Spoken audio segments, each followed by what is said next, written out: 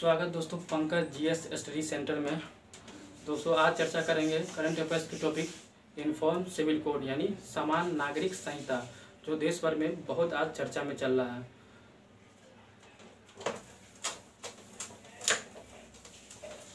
दोस्तों uniform civil code की चर्चा बहुत पहले से चली आ रही है। इससे कुछ समय यानी कुछ महीनों पहले उत्तराखंड सरकार ने एक मंत्री समूह का गठन किया था।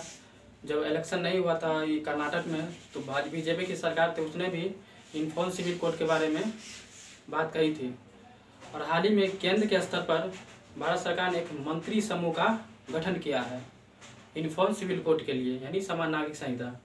और हाल ही में मोदी जी ने भोपाल के एक जनसभा में कहा था कि एक परिवार जिसका दो कानून होते हैं सो परिवार नहीं चलता है। एक देश में दो कानून होने से देश नहीं चल सकता है, यानी बात वह यूनिफॉर्म सिविल कोड के बारे में कर रहे थे। चलते हैं जानते हैं कि यूनिफॉर्म सिविल कोड क्या है और इसमें आज क्या क्या पढ़ने वाले हैं। पहला हम जानेंगे कि यूसीसी क्या है। दूसरा दोस्तों जानेंगे कि यूनिफॉर्म सिविल कोड के अंदर किन किन धर्मों के पर्सनल कानून आएंगे। यूसीसी के अंदर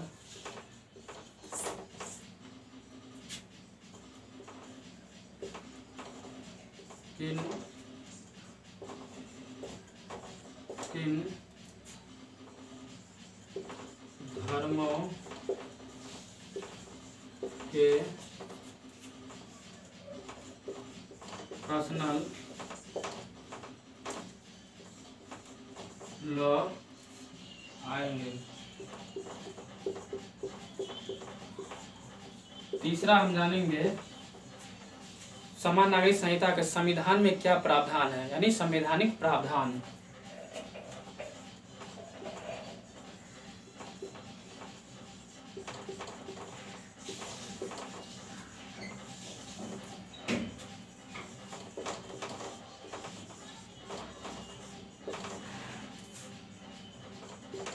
चौथा जानेंगे यूसीसी का पक्ष यानी यूसीसी समान नागरिक संहिता आने से देश को क्या लाभ होगा।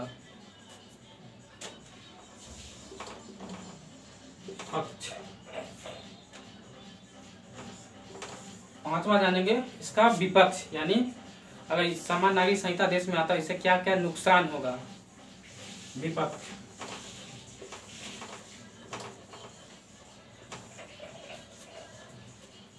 छठा हो जाएगा कि समान नागरिक संहिता के स्तर पे सुप्रीम कोर्ट क्या काम कर रही है, भारत सरकार ने क्या क्या कोई कदम उठाया अभी तक। ठीक है।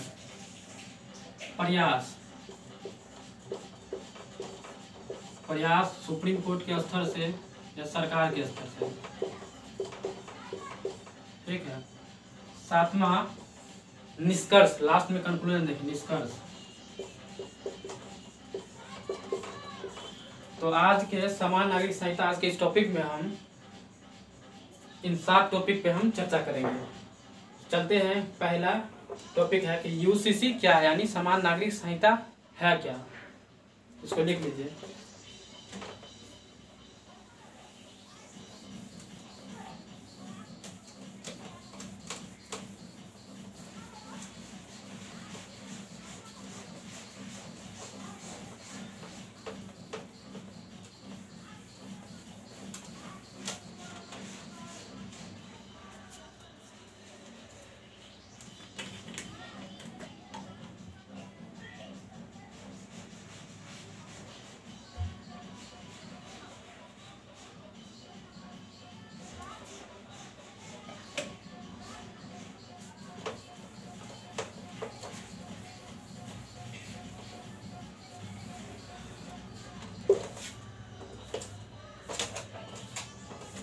दोस्तों देश की कानूनी प्रक्रिया में 2 कोड है। एक है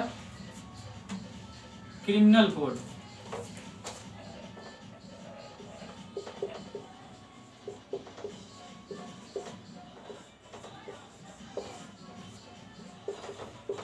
दूसरा है सिविल कोड।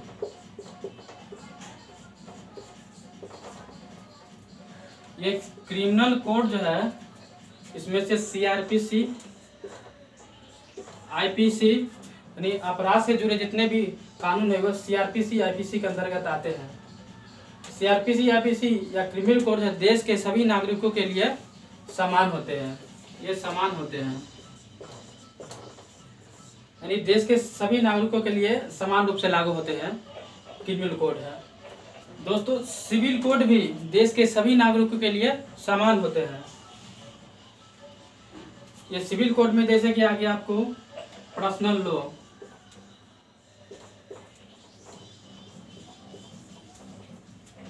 वस्तु हस्तांतरण अधिनियम,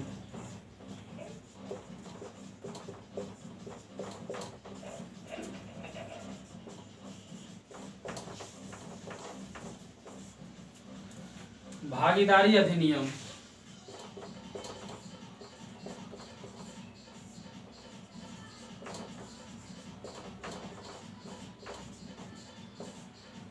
इसके बाद हो जाएगा साक्ष्य अधिनियम,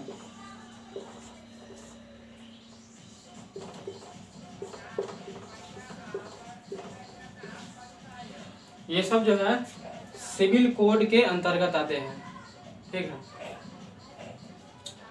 सिविल कोड सभी देश के नागरिक समान होते हैं, सिर्फ एक छोड़ के, वो कौन है? Personal law. पर्सनल लॉ जो है सभी देश के नागरिकों पर समान रूप से नहीं लागू होते हैं। पर्सनल लॉ जो है देश में सभी धर्मों के अलग अलग लोगों के लिए, सभी धर्मों के अलग अलग पर्सनल लॉ होते हैं। देख लेते हैं एक पर्सनल लॉ, एक पर्सनल लॉ के ही छोड़ के, ये पर्सनल लॉ छोड़ के बाकी देश के जितने भी सिविल कोड है वो देश के सभी नागरिकों को समान रूप से लागू होते हैं। पर्सनल कोड जो है जैसे कि देख लीजिए,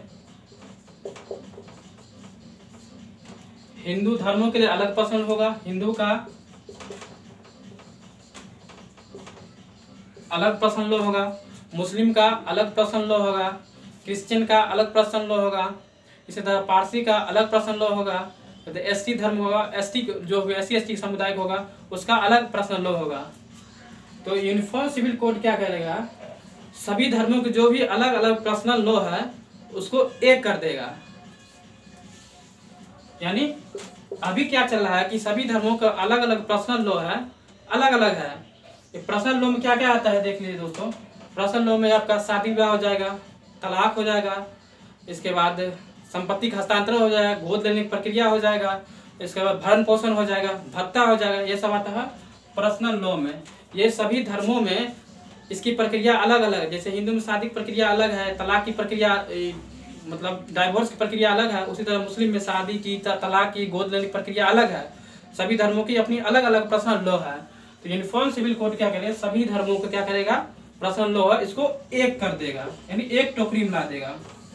ठीक है, क्रिश्चियन का, हिंदू का, मुस्लिम का, पारसी का, SC/ST सबका जो पर्सनल धर्म इसको एक टोकरी में ला दिया जाएगा। इससे जो सभी धर्मों का पर्सनल धर्मों की अलग अच्छी अच्छी बातें होगी इसको बाहर निकाल के और कोडिफाई कर दिया जाएगा, वही हो जाएगा यूनिफॉर्म सिविल कोड। यही है UCC। ठीक है, अब आगे बताएंगे तो और ज्यादा समझ में आएगा। चलिए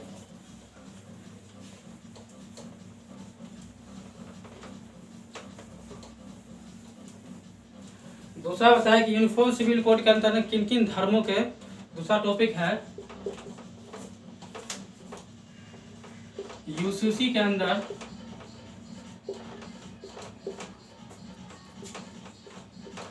किन किन धर्मों के पर्सनल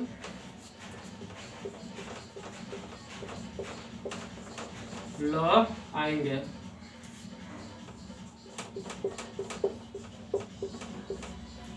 देख लीजिए, चलिए दूसरा टॉपिक है UCC के अंदर यानी समान नागरिक संहिता के अंदर किन किन धर्मों के पर्सनल लॉ आएंगे।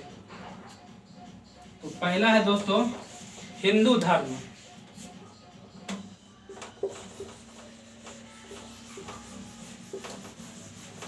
दोस्तों हिंदू धर्म का पर्सनल कानून जो है भारतीय संसद ने 1956 में बनाया था। जान लेते हैं कुछ हिंदू धर्म क्या है। इसमें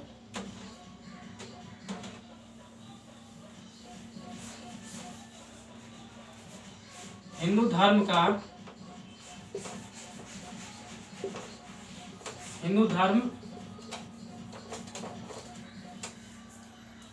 का व्यक्तिगत कानून।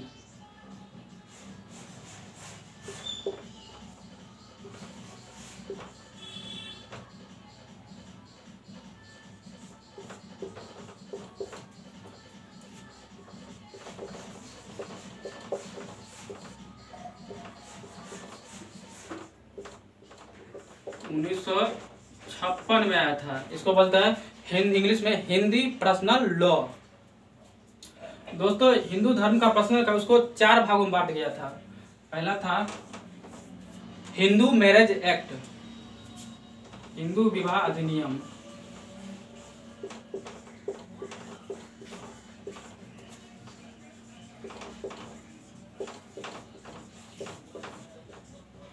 हिंदू विवाह अधिनियम 1955।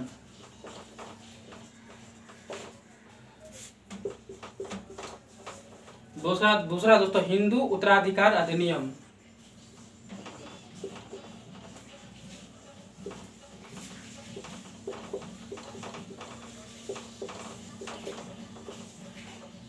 उत्तराधिकार अधिनियम 1956। इसका तीसरा हो जाएगा हिंदू अल्पसंख्यक एवं संरक्षा अधिनियम।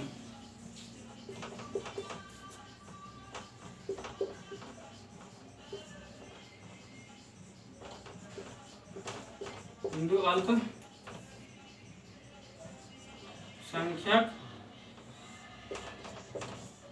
एवं संरक्षता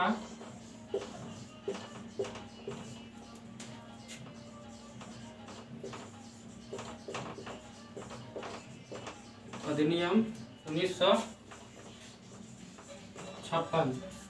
चौथा कानून है दोस्तों हिंदू दत्तक एवं भरण पोषण अधिनियम 1956।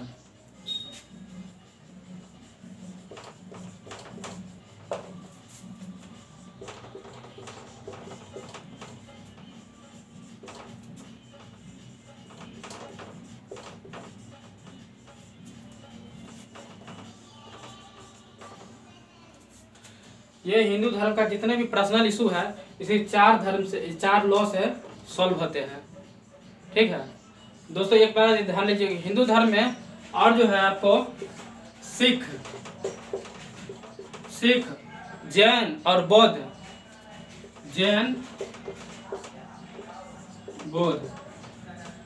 इन 3 धर्म के लोगों का भी पर्सनल जो भी इशू होता है इसी 4 कानून के अंतर्गत ही सॉल्व होते हैं। यानी हिंदू धर्म में सिख भी आ गया, जैन भी आ गया, बौद्ध भी आ गया।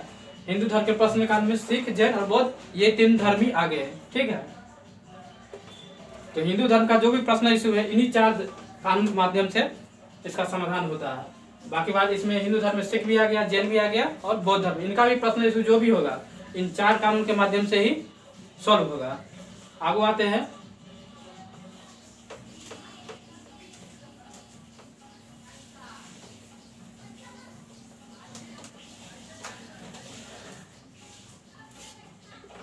दूसरा हो जाए दोस्तों 1937 का मुस्लिम का शरीयत कानून। 1937 का शरीयत कानून।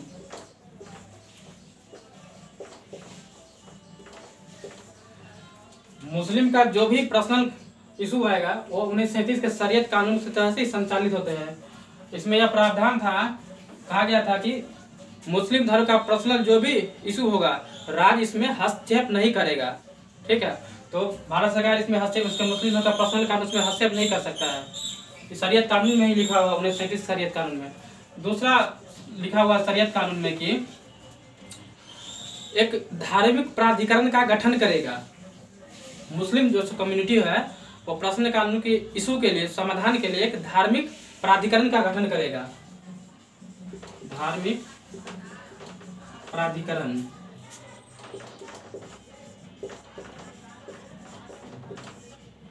वह धार्मिक प्राधिकरण ही कुरान एवं हदीस में जो भी व्याख्या है, उस व्याख्या के आधार पर मुस्लिम का जो पर्सनल इशू है उसको समाधान करेगा। यानी कुरान एवं हदीस की व्याख्या के आधार पर यह धार्मिक प्राधिकरण होगा।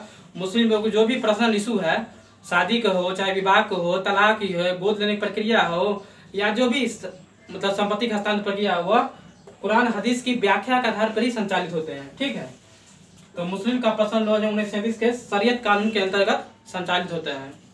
अब तीसरा आइए दोस्तों,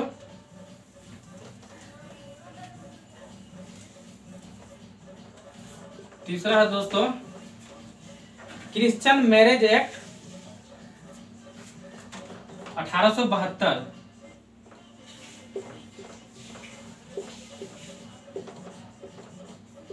क्रिश्चियन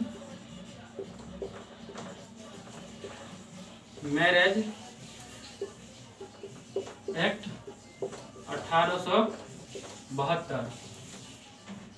तो क्रिश्चियन का जो भी शादी की प्रक्रिया होगी, तलाक की होगी या हस्तांतरण की प्रक्रिया होगी, गोद लेने की प्रक्रिया होगी, जितना भी होगा यह क्रिश्चियन मैरिज एक्ट 1872 तक संचालित होती है। ठीक है, चौथा हो जाएगा पार्शियल मैरिज एवं डाइवर्स एक्ट 1936। Persian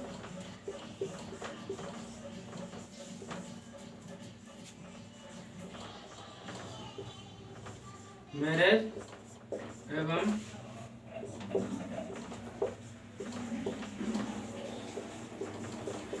act 1936।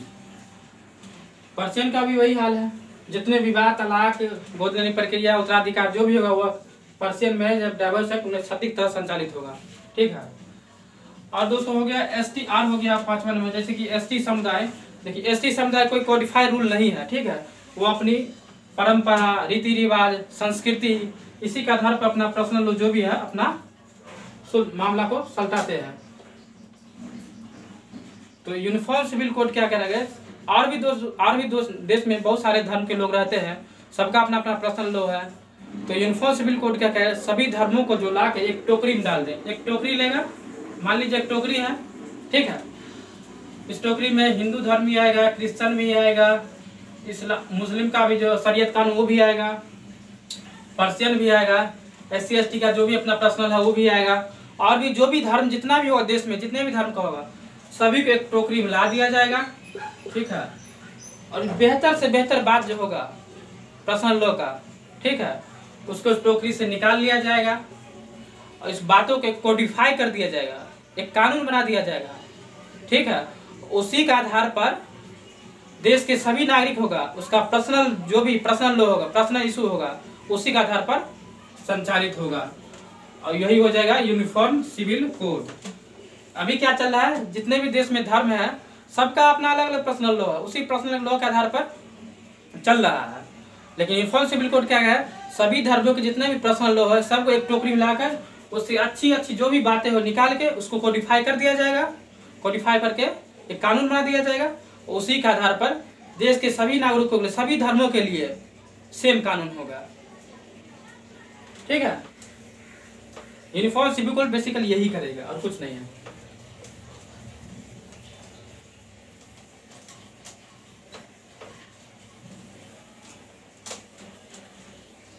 तीसरा देखते हैं कि इसमें संवैधानिक प्रावधान क्या है।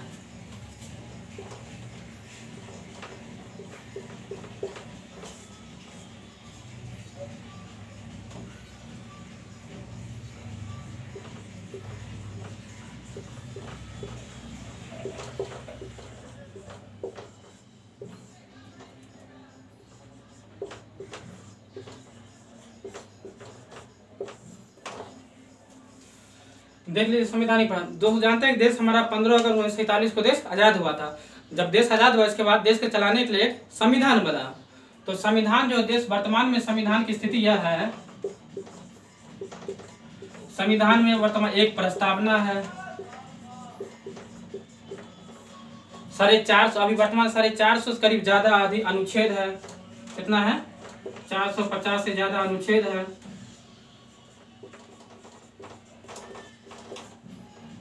अनुच्छेद है।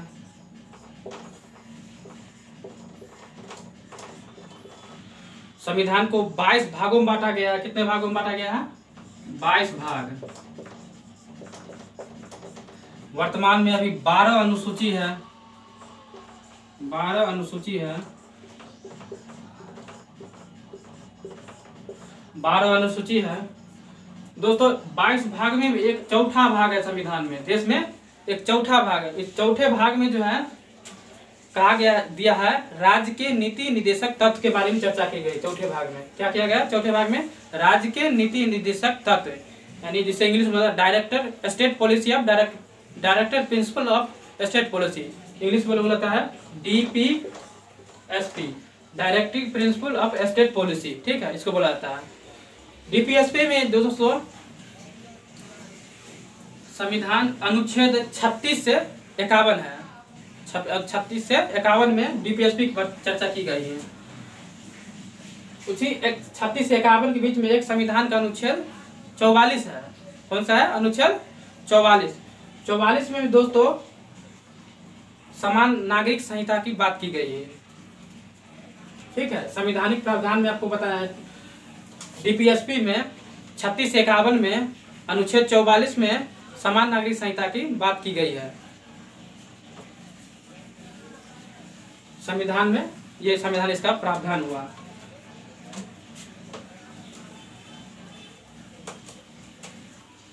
इसके बाद देख लेते हैं यूनिफॉर्म सिविल कोड का फायदा क्या है, यानी चौथा पक्ष।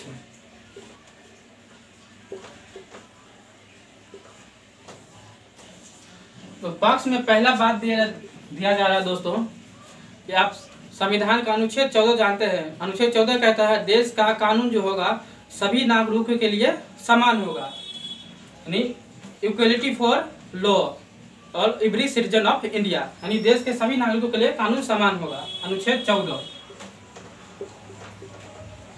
तो अभी क्या चल रहा है पर्सनल लॉ में, अलग अलग धर्मों का जो है अलग अलग अपना पर्सनल लॉ है, तो एक समान तो कानून हुआ नहीं। तो यूनिफॉर्म सिविल कोड आ जाएगा तो सभी धर्मों के लिए एक कानून होगा। तो ये अनुच्छेद 14 के अनुसार सेम होगा। तो अनुच्छेद 14 की प्राप्ति हो गया, अनुच्छेद 14 के अनुसार होगा। अनुच्छेद 14 के अनुसार होगा। तो एक फायदा यह हो कि संविधान के जो अनुच्छेद 14 है वह लक्ष्य में प्राप्त होगा कि सभी कानून देश के सभी नागरिकों के लिए समान होगा। दूसरा है संविधान का अनुच्छेद 15। संविधान का अनुच्छेद 15 कहता है कि दोस्तों धर्म, जाति, लिंग, भाषा किसी भी आधार पर आपको भेदभाव नहीं किया जाएगा। ठीक है, तो ये हमें लक्ष्य की प्राप्ति हो जाएगा। संविधान का अनुच्छेद ये 15 के अनुरूप होगा।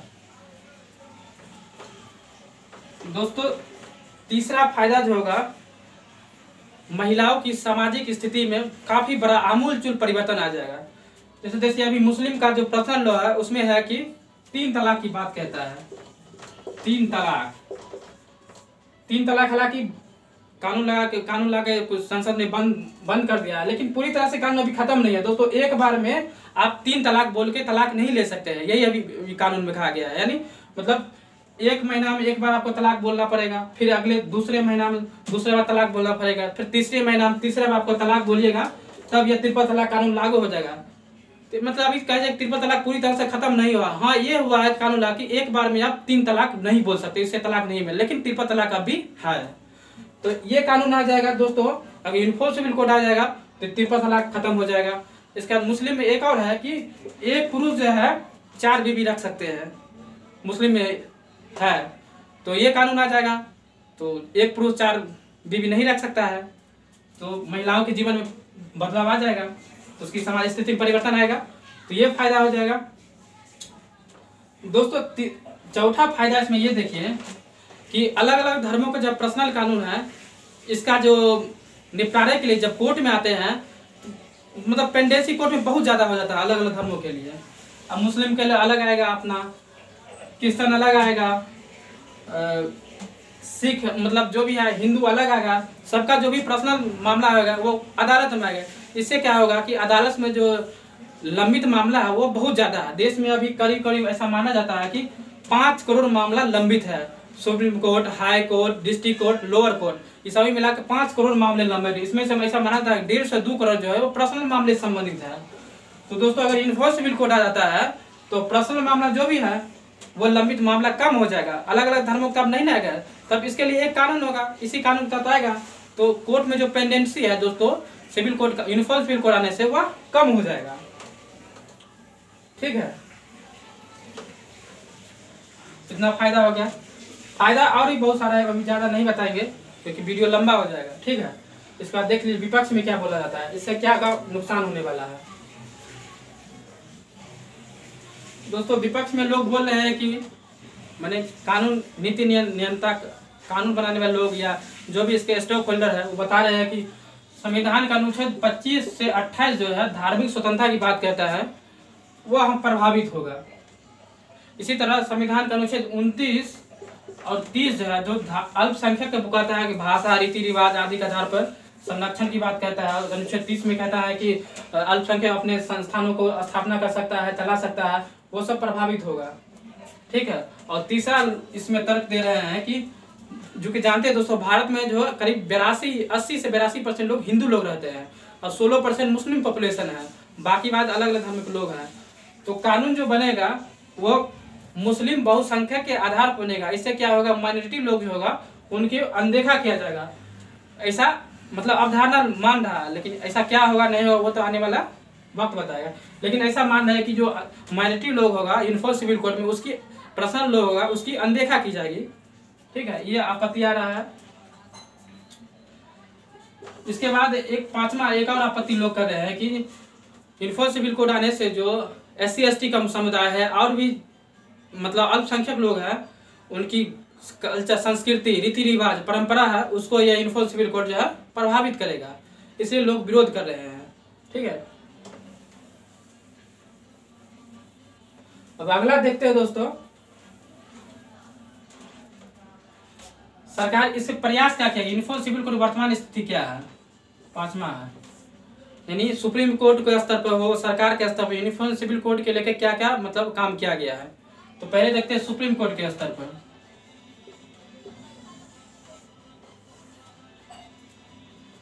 दोस्तों सुप्रीम कोर्ट के स्तर पर एक लैंडमार्क जजमेंट है 1985 का शाह बानो केस।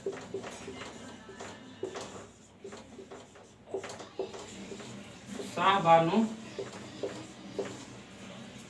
इसको माना जाता है UCC का सुप्रीम कोर्ट का लैंडमार्क जजमेंट, काफी महत्वपूर्ण जजमेंट था। इस जजमेंट में सुप्रीम कोर्ट ने कहा था कि भरण पोषण के मामले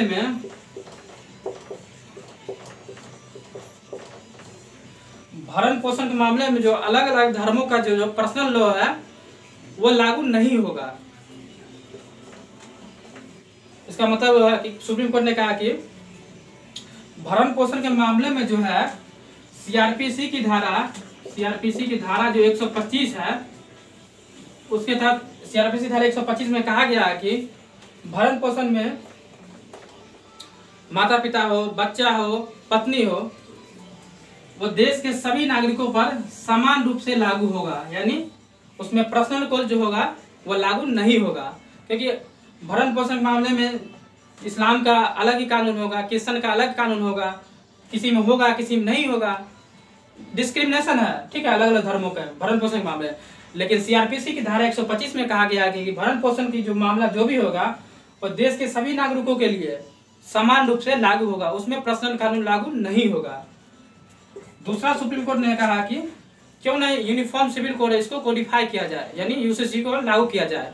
इसी शाह बानो केस में UCC की चर्चा की थी सुप्रीम कोर्ट ने। इसके बाद दूसरा जजमेंट आया था 1995 का मुदगल केस में सुप्रीम कोर्ट ने कहा था कि यूनिफॉर्म सिविल कोड को लागू किया जाना चाहिए।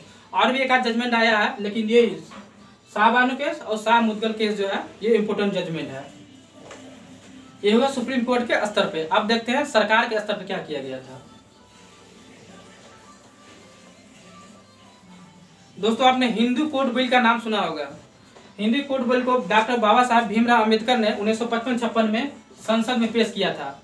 यह यूनिफॉर्म सिविल कोड के ही लागू करने के उद्देश्य से लाया गया था, लेकिन संसद में इस पर बहस हुआ, बात नहीं बनी। तो यह बिल हिंदू कोड बिल 1955-56 में पास नहीं हुआ, जिस कारण भीमराव अंबेडकर ने अपने इस्तीफा दे दिया था अपनी मंत्री पद से और बौद्ध धर्म को अपना लिया था। इस हिंदू कोड बिल के दिशा में प्रयास किया गया था पहली बार 1955-56 में। इसके बाद दोस्तों समय समय पर विधि आयोग का अगर सरकार ने गठन किया। विधि आयोग ने 2018 का विधि आयोग का गठन हुआ था। उसमें विधि आयोग ने यूनिफॉर्म सिविल कोड का बोला था कि उसको कोडिफाई कर दीजिए, लेकिन यूनिफॉर्म सिविल कोड को आप लागू नहीं कीजिए। तो यानी यूनिफॉर्म सिविल कोड को विधि आयोग ने खारिज कर दिया 2018 के रिपोर्ट में। इसके बाद दोस्तों सरकार ने 1961 में दहेज प्रतिषेध अधिनियम 1961 लाया था। दहेज प्रतिषेध